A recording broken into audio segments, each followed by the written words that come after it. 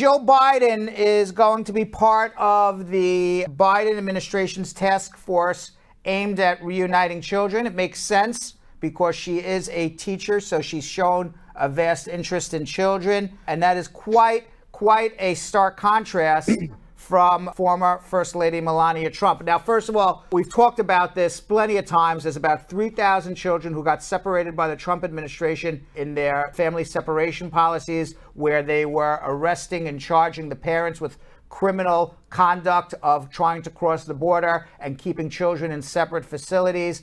And there's approximately 3,000 children who have no idea where their parents are anymore. Their parents have disappeared.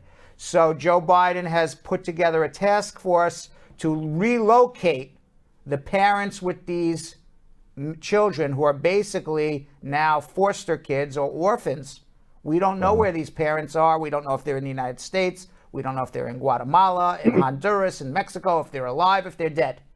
Nobody knows what happened to these parents.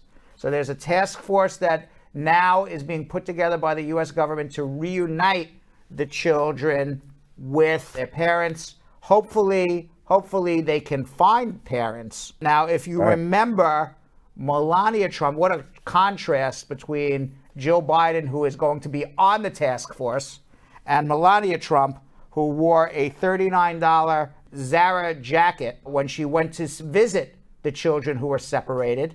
Didn't really say anything about it other than she felt bad for them. And she wore this jacket that says, "I really don't care, do you?" I remember when we first saw this, we thought it was a snub at her husband. And we said, yeah, you go, Melania, you snub your husband with that sign. But it turns out it was not a snub of her husband. It was a snub of the news. She could absolutely care less about these children. And it turns out she was an enabler of her husband, Donald Trump. In an interview, on ABC, well after this whole incident of people were wondering what did that message mean, she admitted what it meant. She wrote, "It's obvious that I didn't wear the jacket for the children. I wore the jacket to go on the plane and off the plane, and it was for the people and the left-wing media who are criticizing me, and I want to show them I don't care.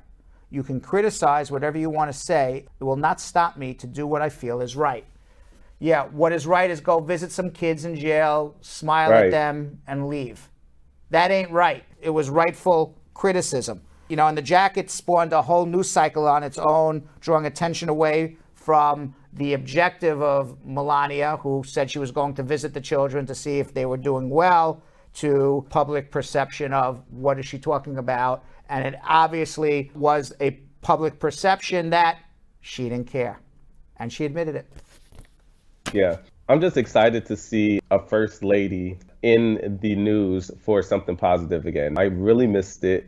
It's insane how the last one was, you know, our forever first lady, Michelle Obama. And the fact that Melania tried to come out and talk about bullying when she was married to the actual bully didn't really even show face like as much as, you know, Michelle did or any of the others. So I'm super excited to see Dr. Joe Biden come out and represent for the country as a classy first lady. It lends visibility to the task force. It makes it more important. It makes it look like the Biden family takes this very important. Now, hopefully, I don't know what Jill Biden will be able to add to actually finding children, but I'm sure she's a smart woman. She has a doctorate. Yeah. But what it does is it brings back the visibility of what happened to these children. It brings back the visibility of we need to find these parents. So if anything, it just brings publicity to all of this. If Jill Biden had not joined the task force, we probably wouldn't even been talking about it, let alone talking about it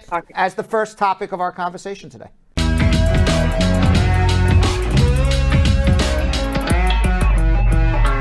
Thanks for watching. For more Brad Show Live, like and subscribe to our YouTube channel.